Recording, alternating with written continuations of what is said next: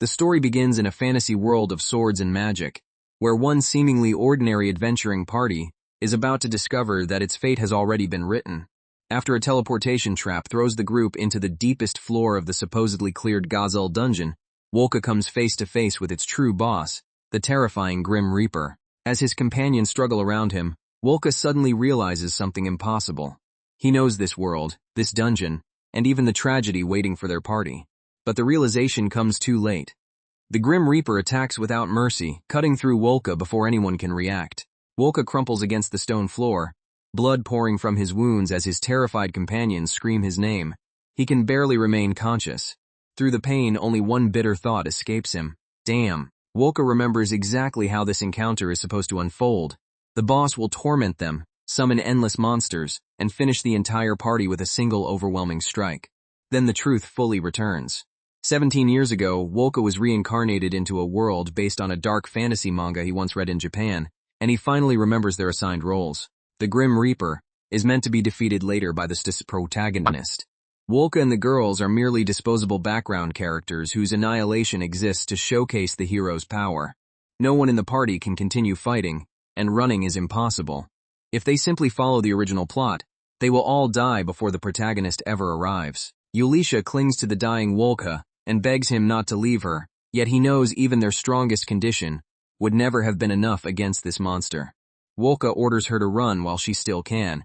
Yulisha refuses, reaching desperately toward him as fear steals the strength from her voice. Believing the end has already arrived, Yulitia apologizes through tears, while Atori and Lizalarti can only watch their companion bleed out before them. Wolka no longer cares whether he survives. What matters is the vow he once made to give these girls happiness, no matter what fate demands from him. And there is still one possibility. Wolka remembers how the protagonist defeats the Grim Reaper in a spectacular 3-page attack, meaning he may know the exact way to kill it. That is enough. The original ending disgusted Wolka, so if his death can erase it and save everyone else, he accepts the price without hesitation. He makes his decision. Before his life ends, Wolka will crush this bad ending completely. Ignoring every desperate plea behind him, Wolka forces his ruined body upright and walks toward the Grim Reaper. One final attack is all he has left. For 10 years, Wolka has honed a sword-drawing technique inspired by memories from his previous life. He has no idea whether it can kill this monster, but he draws anyway. Pain disappears beneath absolute concentration. Standing one step from death, Wolka gathers every remaining fragment of strength and commits his entire life to a single strike. The blade flashes, Wolka releases everything. When consciousness finally returns, Wolka finds himself lying somewhere unfamiliar, unable to understand how he survived the attack. His companions crowd around the bed with exhausted, tear-stained faces. Their master has awakened, and none of them knows how to express the relief.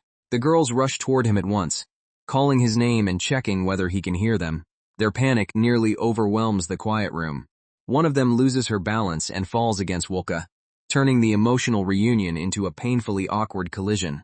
Something about Wolka's body feels terribly wrong, but he hides the discomfort and assures the girls that he is fine before they can panic again. He apologizes for frightening everyone. The words are simple, yet they only deepen the guilt already consuming his companions. Wolka remembers almost nothing after the battle and admits that he can barely move. Then the girls reveal the first consequence. His left leg is gone. There is more. His right eye was destroyed as well, and the shock finally brings back the memory of facing the Grim Reaper at the edge of death. With his former life memories restored, Wolka recalls the manga's plot and recognizes both his party's place in it and the horrific ending they were meant to suffer. That original story showed no mercy. Main characters and nameless extras alike were tortured, broken, and killed in a world where happiness rarely survived.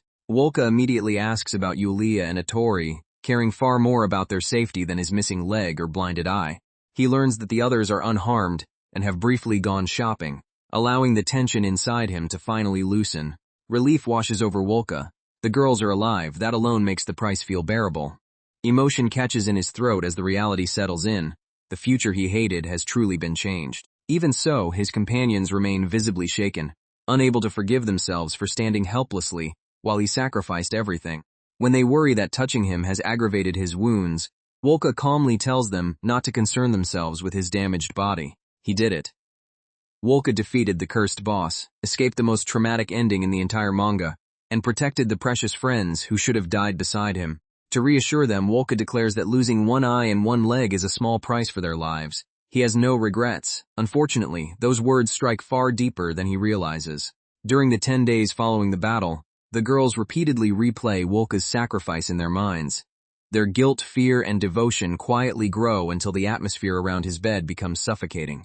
Instead of calming down, the girls swear they will never leave Wolka again, and will protect him forever. Their devotion has crossed into something far more intense. Yulisha and the others insist that Wolka must stop doing anything by himself. From now on, they will handle every burden so he never suffers again. Their promises grow frighteningly absolute. Body, life, and future will all be devoted to him. Wolka tries to object, but no one intends to listen. That is how Wolka discovers the true consequence of changing fate. Every member of his party has become deeply unwell, and overwhelmingly obsessed with caring for him. After the battle, Wolka is taken to the Cathedral Hospital in the nearby town of Luther, where his critical wounds are treated. The stranger who carried Wolka out of the dungeon was none other than the original manga's protagonist, confirming beyond doubt that this really is that story's world. Unfortunately, Wolka remembers little of the original plot because he mainly admired its artwork. His party also died near the beginning, and now he has lost both his right eye and left leg. As Wolka wonders what he should do next, Yulicha rests beside him and quietly watches every breath, terrified that he might stop breathing again. The first sight Wolka sees upon waking is Yulicha pressed close to him. Even in sleep, she refuses to move away. Lieslart has become equally possessive. Despite being the party's oldest member and Wolka's magic teacher, the childlike great mage now insists on sleeping beside him for protection. Yulicha wakes and immediately warns Wolka not to push himself again. Her gentle concern carrying the weight of someone still haunted by his near death. She promises to meet every possible need, whether he is awake or asleep, and to become strong enough that he will never feel pain again. Wolka finds the intensity terrifying. Trying to restore some normality, Wolka greets Yulicha with a simple good morning. She answers with visibly relieved enthusiasm. He then tells Lieslard to wake up, but the supposedly dignified ancient mage clings to the bed and refuses to acknowledge mourning. Wolka cannot help noticing that the reserved 13-year-old Yulicha now acts like the responsible adult, while the century-old Lieslard behaves like the youngest child. Yulicha brings breakfast and asks about Wolka's plans. He says he will spend the day slowly adjusting to his changed body. Although Wolka tries to sound confident, the thought of remaining inactive frustrates him. Even a peaceful recovery feels like another battle. He worries that relying on a 13-year-old for everything is wrong, but Yulicha firmly replies that of course she will worry about him. To her, there is no alternative. Yulicha admits the truth behind her vigilance. If she makes another mistake and Wolka dies, she will never forgive herself. Protecting him has become an absolute necessity. Wolka attempts to change the subject by asking about her plans, only to discover that the pressure around him is about to increase again. Yulicha and Lieslard simultaneously offer their assistance, each smiling while silently competing for the right to serve him. When Wolka asks for water, Yulicha immediately volunteers, while Lieslard realizes she forgot to ask what he needed and forces her way into the task. Lieslard drags Yulicha away to freshen up and prepare everything properly. Left behind, Wolka can almost feel a stress-induced hole forming in his stomach. Yulicha is a quiet, talented swordswoman who joined the party after becoming captivated by Wolka's sword-drawing techniques and asking to become his disciple. Her talent is extraordinary enough to make her older brothers jealous, yet their resentment once pushed her close to abandoning the sword entirely. Alone for a moment, Wolka thinks about his weapon and tries to change clothes before the others return. The instant he rises, however, his balance collapses. He crashes painfully beside the bed, reminded in the most direct way possible that the body he once trusted no longer moves the same way. Wolka looks at the empty space where his left leg should be and feels the loss settle in. Before he can recover, Yulicha hears the fall and bursts into the room. Caught on the floor, Wolka claims he merely slipped. Yulicha's stunned expression makes it clear that the excuse convinces no one. Lieslard launches herself at Wolka, furiously scolding her reckless disciple for trying to move alone and reopening his wounds. Her anger quickly turns to panic. She demands that Wolka report even the smallest discomfort, apologizing repeatedly while helping him back to bed. Wolka explains that phantom sensation made him believe his missing leg was still there. He simply stood as he always had, and immediately fell. Lieslard apologizes again, unable to understand how Wolka can remain so calm after losing an eye and a leg. From Wolka's perspective, however, her reaction is completely understandable. She saw him nearly die and has carried that terror ever since. Wolka admits that he never expected to survive the battle at all. The fact that he is still alive surprises him more than the injuries. Rather than mourn what was lost, Wolka focuses on what he achieved. His companions survived, the bad ending was broken, and he returned alive with them. He gently tells Lieslarti that she does not need to blame herself. The reassurance fails to reach the guilt buried beneath her composure. Lieslarti finally breaks down, insisting that accepting the dungeon quest was her fault, and that Wolka alone paid for her failure. She calls herself useless and begs forgiveness, while Wolka realizes that every attempt to comfort the girls only seems to deepen their anguish. The emotional pressure becomes so overwhelming that Wolka is convinced his stomach will develop an actual hole long before his injuries finish healing. Once the room finally quiets, Wolka discovers another enemy, boredom. He wants to train, but even stretching in bed feels suspicious under his companion's constant watch. Ever since the dungeon, every word and action from the girls has become excessive. Wolka knows that making a selfish request would only give them another reason to panic. He cannot truly blame them. Watching a companion nearly die and awaken with permanent injuries would leave anyone emotionally scarred. Their guilt is eating them alive, but Wolka has his own fear to confront. Without his dominant leg and right eye, can he ever return as a swordsman? After reincarnating, Wolka devoted his life to the sword simply because he thought it was magnificent. Now that the plot has changed and new dangers may appear, he refuses to abandon that path without trying. While Wolka considers prosthetics and rehabilitation, Atori quietly climbs onto the bed, turning his peaceful thoughts into an entirely different kind of danger. Wolka wakes beneath her and asks why she is attacking him.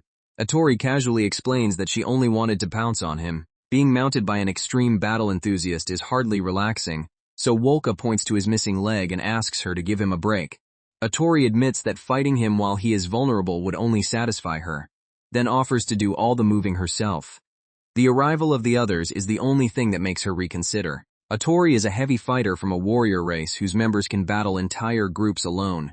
Beneath her teasing, however, she sincerely asks whether Wolka's leg still hurts.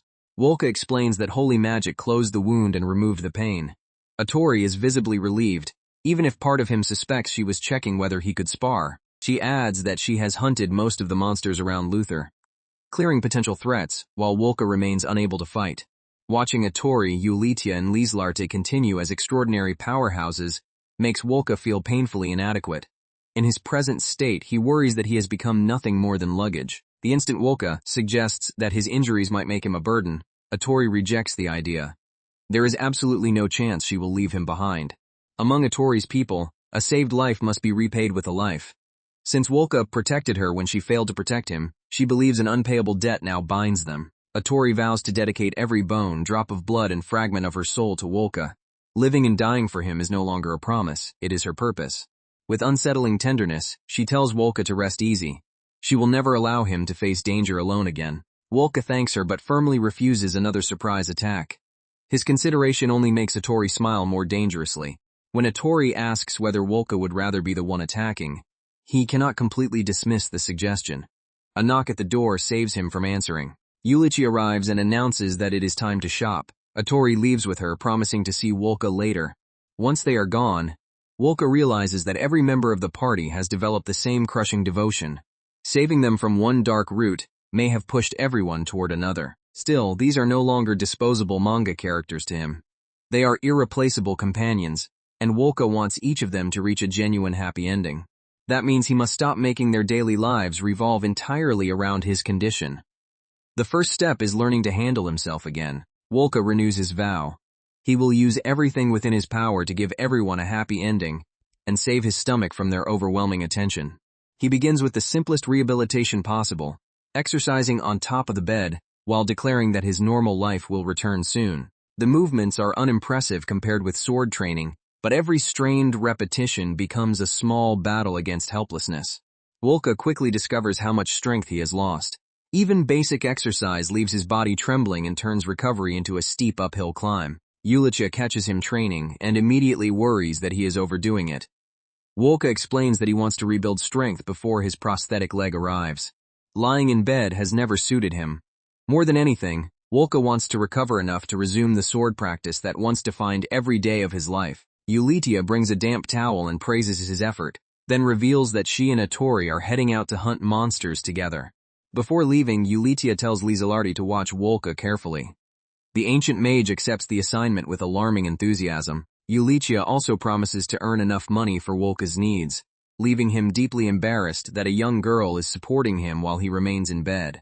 With everyone working for his sake, Wolka forces himself to continue rehabilitation.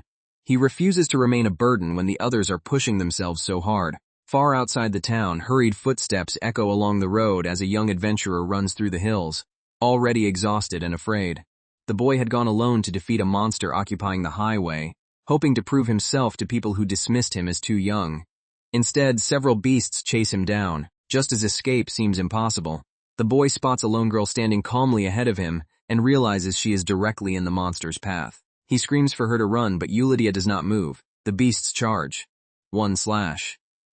Yulitia cuts through the attacking monsters so cleanly that their bodies fall before the boy understands what happened. Standing amid the defeated beasts, Yulitia calmly lowers her sword while the young adventurer stares at her in disbelief.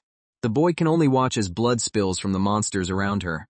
The quiet girl he tried to save has ended the entire threat by herself. Yulia and the young adventurer apologize to each other for the confusion. She explains that the monsters attacked her first and gently asks whether she stole his intended prey. The boy denies any complaint, so Yulitia leaves him the loot and continues searching for Atori, warning him to return safely. He watches her disappear down the road, stunned by the strength and composure of someone who appears even younger than he is. Yet Yulitia feels no pride. Compared with Wolka, every swing seems clumsy, every result insufficient, and every weakness proof that she still cannot protect him. In her eyes, Wolka's sword-drawing techniques are unlike anything the world has seen. His blade moves so quickly that even the instant of drawing vanishes. The slash that defeated the Grim Reaper seemed to cut through light itself, revealing a level of swordsmanship Yulitia can barely comprehend. She believes such power appears only when a swordsman places everything on the line and forces their ultimate potential into one decisive moment. That admiration soon twists back into guilt. Yulitia was the one who activated the teleportation trap that led the party to the Grim Reaper. Without her mistake, Wolka might still possess both legs and both eyes, continuing toward a glorious future that would leave its mark on history. Instead, Yulitia believes her foolishness stole that future from the swordsman she respects above everyone else. The conclusion is merciless. She must work harder, much harder. As Wolka's disciple, Yulitia vows to inherit his sword-drawing techniques, prove their greatness to the world, and atone for what happened in the dungeon. Her determination becomes possessive. She will protect the person she adores, prevent anyone from harming him, and never allow him to be taken away from her. Meanwhile, Yulitia remembers that Atori ran ahead to eliminate every monster in the area so Wolka could travel safely. She resumes the search for her missing companion. Elsewhere in the forest, Atori smashes another monster into the ground with overwhelming force. There is no hesitation, no mercy. After wiping out the surrounding beasts, Atori casually decides she has done enough and starts back toward town, expecting to reunite with Yulitia there. Carrying an enormous sack of monster parts, Atori returns through Luther's busy streets as townspeople turn to stare. She enters the Adventurers Guild, the organization that connects clients with adventurers, verifies quests, and supports those who make their living in danger. Atori drops the day's massive haul onto the counter, as though it weighs nothing, asking the receptionist to assess it. The receptionist praises yet another extraordinary collection of loot, and begins sorting through the remains while nearby adventurers listen. Whispers spread through the guild. Atori has apparently brought back enough materials for several grown adventurers, just as she did only days earlier. Some men call her cute and admire her revealing clothes, but others immediately warn them not to mistake appearance for weakness. Rumors describe Atori swinging her huge halberd as if it were weightless and hunting monsters without rest, almost like something possessed. Yulitia finally arrives and apologizes for the delay. Atori is simply relieved to see her unharmed. The two reunite without resentment, though the watching adventurers are amazed that Atori's companion is an even younger-looking swordswoman. While their loot is assessed, Yulitia suggests buying fruit-infused water from a nearby stall. Atori quickly becomes interested. They decide to bring the drink back for Wolka and Lizelardi. Knowing Wolka has been working hard on rehabilitation makes the small gift feel important. With the decision made, Yulia and Atori hurry to purchase the souvenir and return to the cathedral before Wolka wakes. Back in his room, Wolka has fallen asleep after exhausting himself with muscle training. He wakes in embarrassment, annoyed by what he considers pure laziness. Thinking about restarting his usual sword swings, Wolka notices Lieselarty asleep beside him and carefully reaches toward his master. Even unconscious, Lieselart begs him not to go anywhere, not to abandon her, and not to leave her alone again. Those whispered pleas force Wolka to recognize the depth of her trauma. Defeating the Grim Reaper was necessary, but treating his own death as acceptable was not harmless. His knowledge of the original story did not make him a god. To the girls, he is not a convenient reincarnator. He is Wolka, the only person they have. Wolka gently holds Lieselart's hand and promises that he is right there. For the moment, that reassurance is enough to calm her sleep. Far away in Grunfroy's, the holy capital, news arrives that the Grim Reaper has been slain. The report astonishes the church officials. An A-rank party called Silvery Grey defeated a monster that had not been successfully subjugated in years. The moment one sister realizes this is Wolka's party, her composure disappears and she lunges toward the messenger for details. A senior cleric, nicknamed Lilywhite, wonders just how dangerous the dungeon was and recognizes its name from an earlier report. She recalls that Gozel Dungeon had supposedly been cleared only recently. The contradiction immediately raises suspicion. Before panic can overwhelm the room, she asks everyone to remain calm and explain exactly what happened to Wolka and his companions. The answer is devastating. Wolka survived, but he lost one leg and one eye. The sister, hearing the report, immediately breaks free from the others and demands to leave. Her cries of Wolka's name echo through the holy capital. Whatever duties remain, she intends to reach him herself. Back in Luther, Wolka receives his first prosthetic leg. Its slime-based attachment feels disgusting, but it is the best model available in the city. The mechanism spreads pressure across the stump and works well enough for daily movement, yet the healer warns him clearly. This prosthetic was never designed for adventuring. Even standing proves far more difficult than Wolka expected. Without a natural sense of the missing limb, every step feels unstable and unfamiliar. The girls urge him to rest, but Wolka refuses to remain in bed forever. He must learn to walk by himself if he ever wants to rejoin society without burdening everyone. His entire life in this world has revolved around the sword. The thought of never swinging one again leaves Wolka wondering what remains, but a visitor interrupts him. Anges, a sister from the holy capital, rushes into the room and nearly collapses with relief.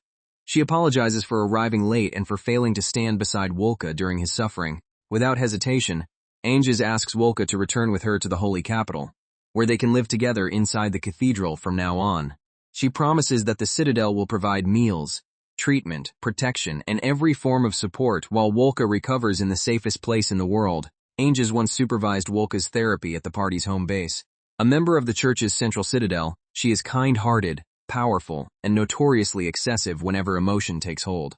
Lieselart immediately refuses to let Anges take Wolka away, declaring that he is their precious companion and not someone the church can simply claim. Anges quietly asks whether she is truly forbidden.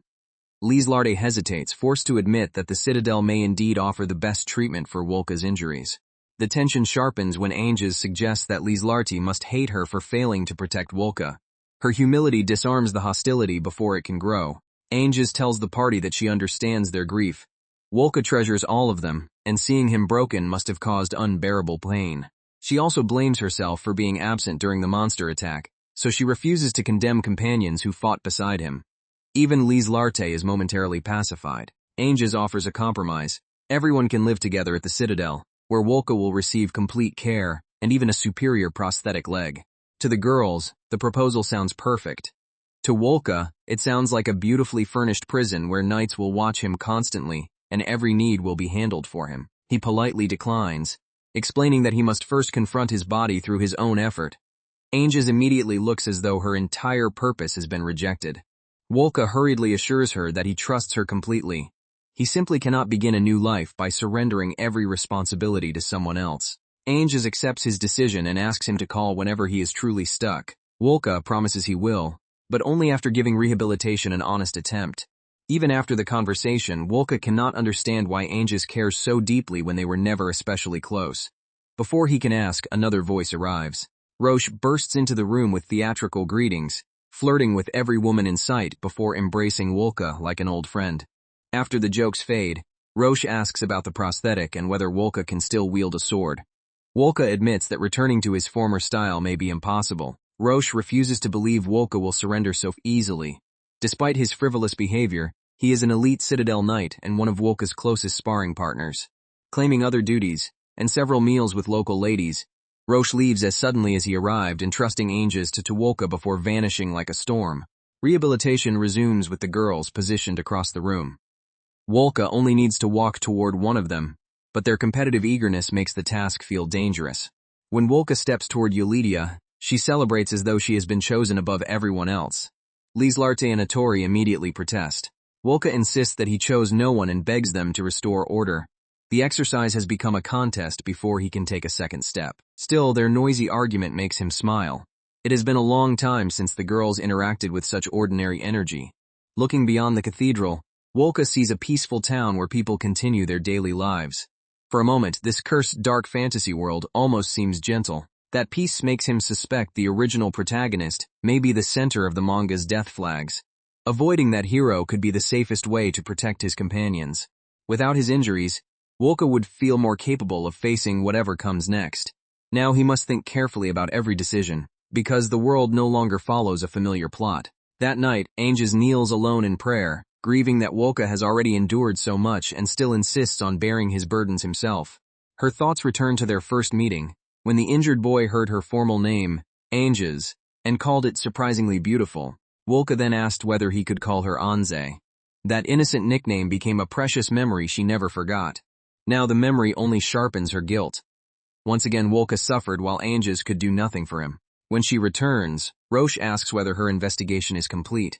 Ainges confirms that she is ready to report immediately.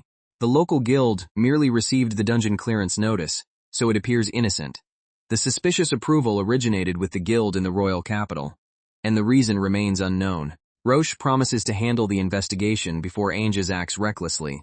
He jokes about her destructive temper, but both understand that someone may have deliberately sent Wolka's party into a death trap. Roche tells Ainges to remain beside Wolka while he handles the guild conspiracy. Before leaving, however, he asks whether she feels frustrated by what happened to Wolka. Ainges answers as a swordswoman. Wolka's unprecedented techniques inspired profound respect, so the thought of his swordsmanship disappearing makes her blood boil. But she bears no hatred toward his companions. She then asks whether Roche's talk of dining with women was meant to provoke her in front of Wolka. Roche admits he simply enjoys their company and only wants to remain Wolka's friend. Thus the two figures reveal their true standing. Roche Heart, a holy knight, and Ainges Heart, the heavenly sword saint. The story then returns to Wolka's childhood, when memories of his previous life, and the awareness that this world differed completely from Japan, had always been part of him. Magic fascinated him, but mastering it proved far more difficult than fantasy stories suggested. Surrounded by knights, adventurers, mages, and monsters, he searched for another superhuman path. Wolka wondered whether impossible techniques from manga could become real in this world. One image immediately captured him. Defeating an enemy in the instant a sword leaves its sheath. He asked a sword instructor to train him mercilessly, even though the man thought the strange sword-drawing concept sounded ridiculous. What began as childish fascination became more than 10 years of relentless practice. Before Wolka noticed, swordsmanship had become the core of his identity. Back in the present, a test swing makes him stagger. The girls worry that he is returning too quickly, but Wolka refuses to admit defeat. The truth is simple. Wolka genuinely loves the sword. He accepted the loss of an eye and leg as a fair price for changing the bad ending. Yet, the cost feels different when it threatens the very thing that gave his life direction. Wolka finally admits what he has been hiding. He does not want to give swordsmanship up. Ending his journey halfway fills him with regret. The girls allow him to test his technique against a practice dummy. Merely holding a sword again fills Wolka with a joy he has not felt since before the dungeon. As he settles into stance, old sensation returns. Wolka reaches a deeper state of concentration than during ordinary training. The world narrows to conviction, the certainty that the target can be cut exactly as he visualizes it. Draw. Wolka unleashes a blinding slash while every girl watching freezes in astonishment. The strike lands, but Wolka immediately collapses. His companions rush toward him in panic. He insists that he is unhurt. The real casualty lies below. His prosthetic leg has snapped apart. The force of Wolka's sword-drawing technique shattered the prosthetic, because his body-strengthening magic could not reinforce an artificial limb. The leg absorbed the entire recoil and failed. Wolka laughs it off, reminding himself that this was only a daily-use prosthetic. Surely stronger models and rarer materials exist somewhere in the world. He tells himself the failure was expected. He never placed serious hope in this first attempt. There must be other options, Wolka reasons. This was merely curiosity, not desperation, and one broken prosthetic should mean nothing. Yet the lie cannot hold. If the result was truly expected, why does his chest feel hollow? The restraint breaks. Surrounded by the shattered remains of his leg, Wolka covers his face and curses the despair he can no longer deny. The girls watch in silence, their own eyes filling with tears as they finally see how deeply Wolka has been hiding his pain. Atori kneels beside him and places a steady hand on his head. No speeches, just contact. Ulysia and Lieslart move closer as well, quietly sharing the grief Wolka tried to carry alone. Atori tells him to relax while the others remain at his side. For once, their devotion feels less suffocating and more like a place where he can fall safely. From a distance, Roche observes the scene and slowly unclenches his fist. The companions have reached Wolka before he could retreat behind another smile. Roche recognizes another truth. By defeating the Grim Reaper at Death's Edge, Wolka has opened a gate to an even higher realm of swordsmanship. That victory was not luck. Wolka pushed himself beyond his utmost limit and killed a monster alone that should have annihilated the entire party. Roche knows this better than anyone.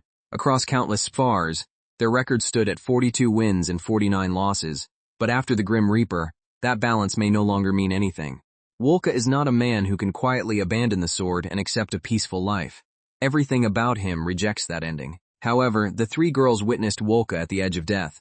Their terror is genuine, and neither Roche nor Anges can ignore how strongly it now controls them. The crucial question is not whether Wolka wants to continue.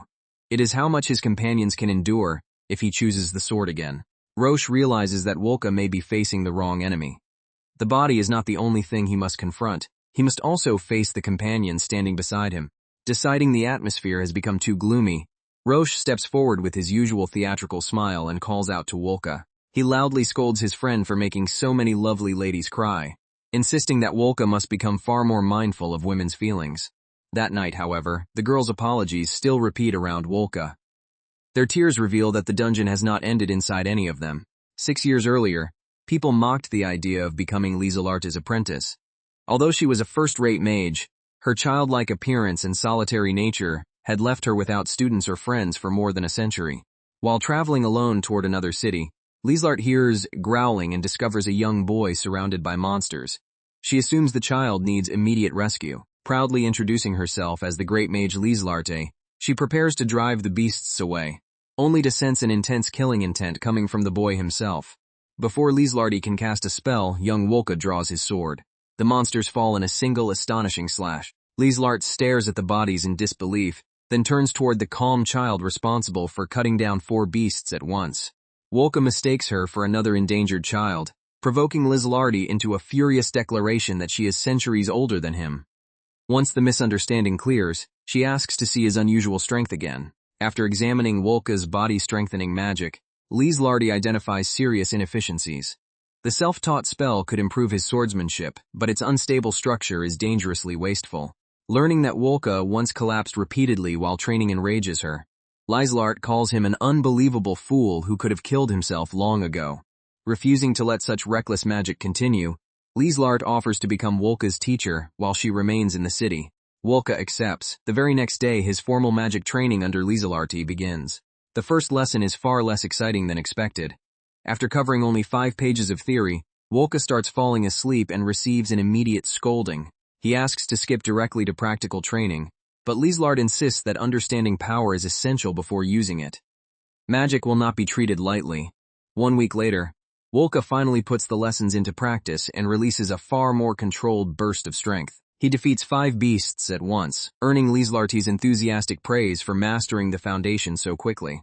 Inspired by the result, Wolka asks her to teach him even more. Then he calls her master. The single word stops Lieslarte completely. No one has ever addressed the lonely great mage that way before. Realizing that Wolka truly sees her as his teacher, Lieslart becomes overwhelmed with joy. Her first bond has finally begun. Wolka soon asks to become her formal apprentice, but Lieslart hesitates and claims that a woman as busy as herself cannot accept so easily. He refuses to give up, pressing the request again, and demanding that she tell him exactly what she wants. Lieslart finally surrenders. Wolka becomes her first apprentice, and the person who ends more than 100 years of solitude. To Lieslart he is impossibly earnest, criminally adorable, and more precious with every passing day. She soon worries that a knight or adventuring group will recognize Wolka's talent and take him away. Since he has no fixed goal, she devises another solution. Lieslarte nervously asks, whether Wolka would like to form an adventuring party with her, hoping to keep him permanently at her side. When Wolka pauses, Lieslarte assumes she has been rejected and mentally prepares to disappear from embarrassment. Instead, Wolka agrees and thanks her for the invitation. Lieslarte can barely contain her happiness. That simple decision becomes the beginning of Silvery Gray. The party has no grand mission. Wolka and Lieslarte merely take quests, help people, defeat monsters, and travel at their own pace. Those journeys transform Lieslarte's lonely life. Along the way, Wolka attracts Eulitia, who begs to become his disciple after witnessing his sword-drawing techniques. Atori later joins after forming an improvised party with Wolka. Lieslarte initially resents the girls for stealing his attention, but both prove kind and sincere. Before she realizes it, the four adventurers have become a family. Lieslarte believes their happy travels will continue indefinitely. The memory ends with a healer's report after Gozel. Wolka narrowly survived, but his left leg is gone and his right eye will never see again. Even holy magic could not restore the damage. Wolka had continued moving after his leg was torn away, burning and destroying the wound so severely that survival itself was miraculous. Lieslarte remembers Wolka describing swordsmanship as the only life he has ever known, his talent, his passion, and the reason he continues forward. Only now does she fully understand what the injury stole. Taking Wolka's leg and eye meant taking the future of someone who lived for the sword. Her mind returns to the moment she accepted the supposedly harmless investigation of the already cleared Gozel dungeon. If she had questioned the anomaly, examined the dungeon properly, or refused the quest, Wolka might never have been forced to sacrifice himself. The thought repeats without mercy. It was her fault, her fault, her fault.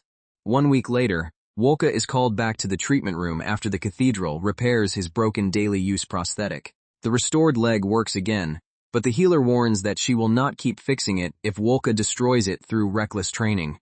Now cleared for discharge, Wolka prepares to return to the holy capital. He also plans to visit the guild and search for an adventuring prosthetic strong enough to support his swordsmanship. At the guild, an unfamiliar staff-wielding girl notices Wolka as he enters. She freezes, staring at him in tense silence. Her fingers tighten around the staff. Something about Wolka has shaken her, and the next chapter is already waiting.